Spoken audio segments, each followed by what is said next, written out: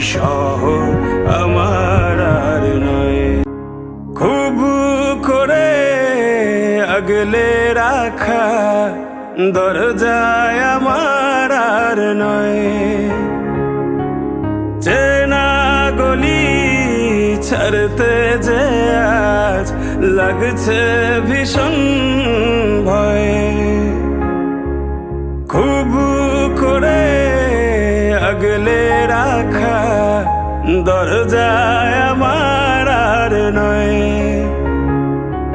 চেনা গলি ছাড়তে যে আজ লাগছে ভীষণ ভয়।